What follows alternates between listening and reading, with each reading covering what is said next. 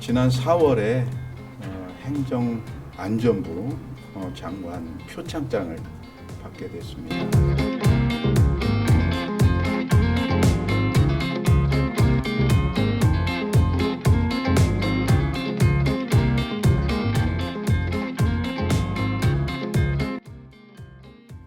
이것은 이제 우리 교회가 성도들과 함께 정말로 한 마음으로 이 어려움을 잘 극복해 내자는 그런 마음으로 지금까지 지내왔는데 그에 대해서 좋게 보셔서 그렇게 상을 주신 것 같습니다.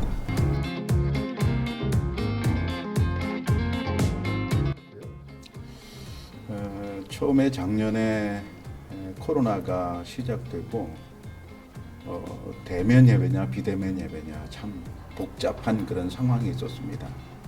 참 예민했고 예배를 어떻게 하느냐 그런 문제가 이제 대두가 됐을 때 우리가 회의를 했습니다. 어떻게 하는 게 좋겠느냐. 그럴 때 우리가 적극적으로 좀 선제적인 대응을 하자 하는 쪽으로 의견이 모아졌습니다. 그래서 방역을 이제 철저히 하면서 선제적으로 비대면 예배로 전환을 하고 방송 예배를 시작하는 것으로 이제 시작이 되었습니다. 그리고 후에 이제 대면 예배가 시작이 될 때 뭐 전 좌석에 몇 퍼센트 뭐 이런 식으로 될 때 앉을 수 있는 의자에 앉을 수 있는 자리를 스티커로 만들어서 제작을 해서 우리 교회뿐만 아니라 주변 교회들에게 이렇게 서로 나눠서 함께 그 일을 하도록 했습니다. 그리고 청양읍에 방역 봉사를 일주일에 한 번씩 우리가 나가서 주민들에게 조금이라도 도움을 드리려고 그렇게 애를 썼습니다.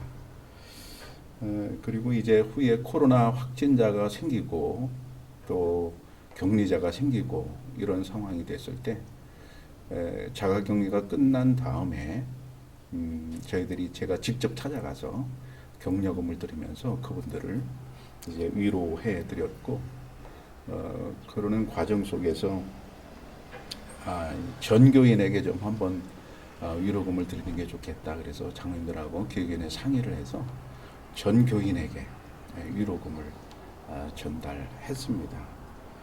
그리고 이제 우리 교회가 지금까지 지나면서 정말로 좀 감사했던 것은 감염관리위원회를 교회 내에 조직을 했어요.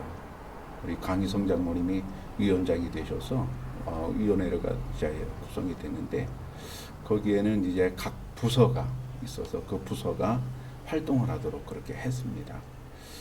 그 감염관리위원회에서 예배를 비대면으로 할 것인지 대면으로 할 것인지 라는 것부터 모든 것을 다 결정하도록 했고 그 결정에 따라서 협력하여 이제 목회를 지금까지 해왔습니다. 그 감염관리위원회가 참 수고가 너무 많았습니다. 출입 통제부터 출입 관리 그리고 교회 내 방역 그리고 교회 외부의 방역까지도 거기서 다 주관을 하면서 해왔습니다. 그리고 이 지역에 우편 배달하시는 분들 그리고 택배 기사분들이 아주 업무가 폭주해서 너무 힘들다는 그런 보도를 듣고 그분들에게 이제 교회에서 격려금을 지급을 드렸습니다. 그리고 전교인 이제 그 마스크를 이제 쓰게 되니까 마스크 그 스트랩이 필요하더라고요. 마스크 거리죠. 네. 그래서 우리 교회 이름을 넣고 그래서 스트랩을 제작해서 전교인에게 다 배부를 해서 마스크를 이제 목에 좀 걸고 편안하게 사용하실 수 있도록 그렇게 해드렸고 청양보건의료원에 그 당시 이제 의료원들이 종사자들이 너무 힘들었잖아요. 아주 위험한 상황도 있었고 청양의 김치 공장 때문에 참 힘들었습니다. 그쯤에서 우리가 군청 방역팀과 의료원 그 종사자들에게 가서 의문품을 전달하고 격려를 한 바도 있고요. 그리고 우리 지방의 미자립 교회를 대상으로 우리 교회에서도 격려금을 지급을 했습니다. 그리고 이제 예배 참석자 관리가 이제 관건이었는데 참석하는 데 있어서도 출입 관리를 철저하게 했습니다. 그리고 외부에서 우리 교회를 오고 싶고 등록하고 싶은 분들을 일체 받지 않았습니다. 1년 동안 일체 받지 않고 일체 들어오지 못하도록 했고, 우리 교인들만 명찰을 부착하고 들어오도록 했고, 명찰 없이는 들어올 수 없도록 그렇게 이제 조치를 했습니다. 덕분에 1년 동안 등록교인이 없습니다. 그런데 이제 그럴 수밖에 없었던 것이, 그것보다 더 중요한 것이 이제 현재로서는 방역이었기 때문에 할 수 없이 이제 그렇게 했습니다. 그리고 예배 참석한 분들 이제 혹시라도 예배 참석하고 나중에 이제 접촉자가 있을 경우에 문제가 되잖아요. 그래서 그걸 어떻게 할까 하다가 예배 중에 예배 도중에 CCTV가 있는데 CCTV를 캡처를 해서 예배 중에 앉은 사람들의 위치를 다 보관하도록 했습니다. 명단과 함께. 그래서 이제 만약 그날에 무슨 문제가 생기면 그 주변에 누가 앉았는지 자료를 확인하면 금방 알 수 있도록 그렇게 이제 조치를 취해서 지금까지도 계속 그게 처음부터 지금까지 다 보관되어 있습니다. 그리고 여기 보시는 것처럼 교회 우리 교인 업체에 안심콜 출입관리 080 이 스티커를 제작해서 배부를 했습니다. 그 성도님들 업체에 가보니까 손으로 써가지고 아주 엉망진창인 그런 데가 있더라고요. 그래서 저거 안 되겠다 싶어서 케이스에 예쁘게 넣어서 우리가 인쇄를 해가지고 이렇게 예쁘게 해서 배부를 했습니다. 7월 2일부터 코로나 백신을 이제 맞는데 그에 따른 봉사자들이 있습니다. 이 청양에 하루에 100명의 봉사자가 있어요. 그 봉사자들에게 7월 2일부터 점심을 이제 제공하기로 그렇게 예정돼 있습니다.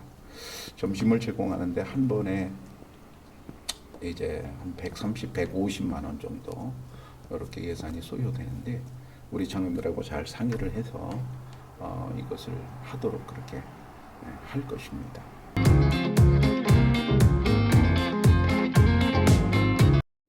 코로나 때문에 모든 분들이 어려워서 힘들어 했는데 이 모든 것을 우리가 선제적으로 하려고 생각한 것은 사실은 TV 때문입니다.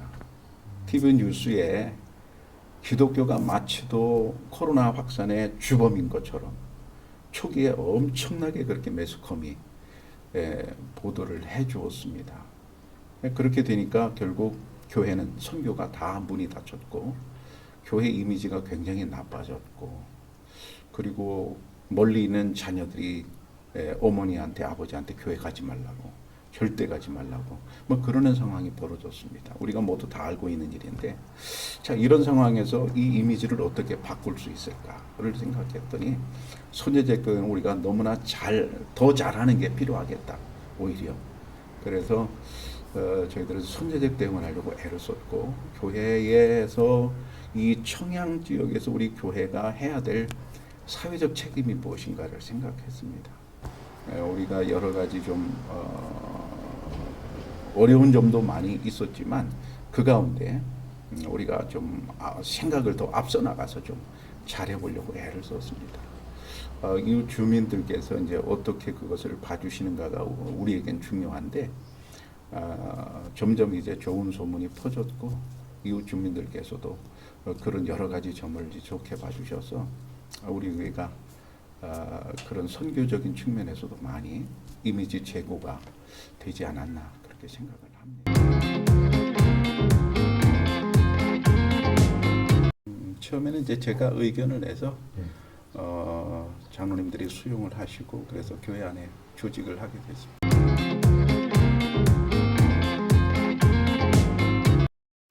물론 그때로 봐서 보도에도 이미 그렇게 나왔고 이게 금방 안 끝난다 그렇게 보도에 이미 나왔고 아무래도 장기적으로 갈 것 같다 하는 생각이 들어서 이 위원회를 이제 조직해야 되겠다 그런 생각을 했고요. 조직을 하고 보니까 그리고 운영이 되고 보니까 목회가 훨씬 역할 분담이 되어서 또 책임 분담이 되어서 훨씬 원활한 것을 이제 보게 됐습니다.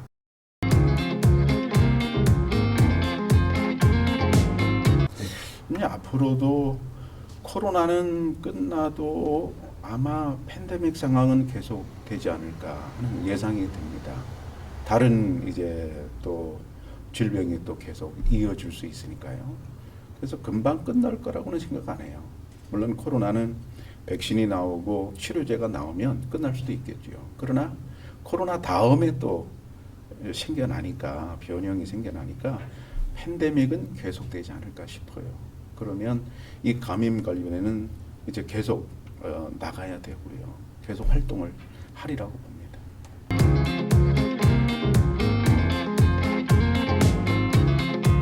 너무 고마운 것은 전체 교우들께서 감염관리위원회에서 결정하는 대로 전적으로 따라주셨어요.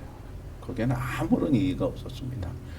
결정하는 과정이 이제 그분들이 서로 회의를 하고 그렇게 결정을 하기 때문에 그런지 몰라도 어쨌든 우리 교우들이 거기에 반발하는 분들은 들어보지를 못했어요. 잘 따라주셔서 우리가 뭐 방송으로 예배드리고 또 비대면으로 대면으로 예배드리고 막 오락가락했잖아요. 오락가는 과정에서도 좀 어려웠잖아요. 어려운데도 우리 속회 조직이 잘 운영이 되었습니다. 연락을 밴드를 통해서 속장들이 금방 연락을 하고 그 비대면 예배 드릴 수 있는 방법들 다 안내하고 또 어른들은 또 가르쳐 드리고 하면서 쉽게 비대면으로 전환이 될 수 있는 체계가 되어 있었습니다. 그래서 대면 비대면 예배가 오락가락 할 때도 별로 어려움이 없었습니다. 물론 마음적으로는 참 어려웠습니다. 성도들을 보지 못하고 설교하니까 그 벽에다 소리치는 것처럼 참 마음은 너무 힘들었습니다. 그러나 교회가 영상으로 예배드릴 때도 큰 타격 없이 이렇게 잘 원활하게 예배드릴 수 있었습니다.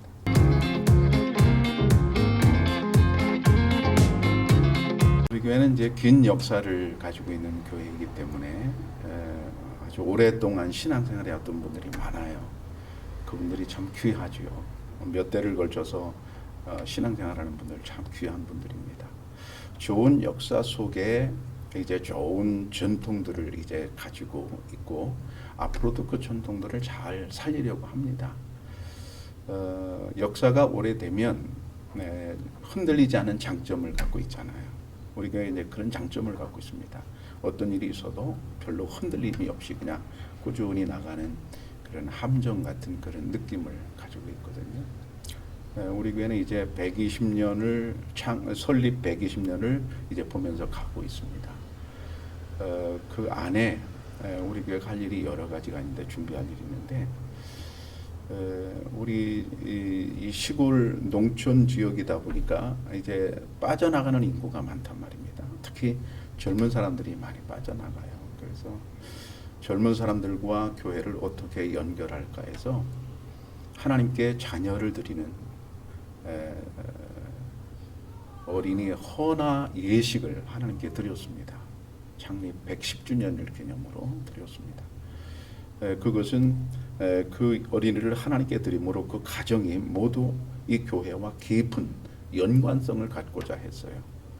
그분들이 나중에 그 어린이들이 나중에 커서 이 교회를 지키는 집사님, 권사님, 장로님, 목사님 되어서 이 교회를 좀 더 든든하고 훌륭하게 잘 이제 지켜주리라 그렇게 이제 기대를 하고요. 이제 그 행사를 한 번으로 끝나는 게 아니라 이제 주기적으로 사진 전시회라든가 초청 예배라든가 하는 걸 통해 가지고 함께 이제 행사를 계속 연이어 갈 것이고요.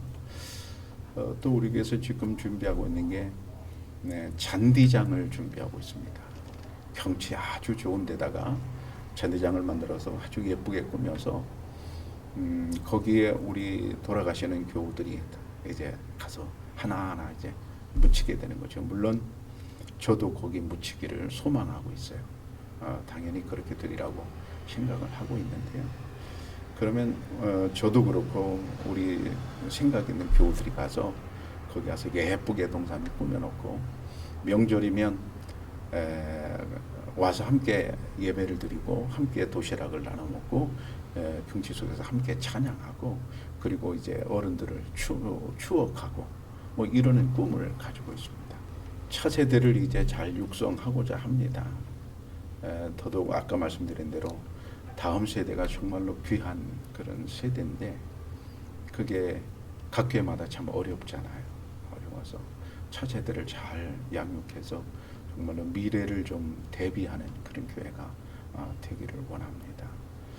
이런저런 선교하는 일에도 힘을 쓰려고 애를 쓰고 있어요. 지금은 뭐 다 막혀서 아무것도 못하지만 선교를 해서 외국의 어느 이제 곳에 이제 하나님의 복음의 씨앗을 뿌리는 일을 우리가 하고자 열심히 하고자 하고요. 선교사들을 후원하는 일도 계속하고 있고 그리고 그곳에 뭐 우물파기라든가 그곳에 교회 세우기라든가 현지 목회자를 교육하는 일이라든가 이런 것들을 계속 후원하고 있습니다. 목회자들이 먼저 올바로 서야 이 교회가 서겠다. 저 자신을 보니까 그런 생각을 늘 갖고 있는데 저 자신도 뭐 너무너무 부족하지요. 그렇지만은 역시 지도자가 가장 큰 비중을 차지하고 있지 않은가. 그 누구보다도.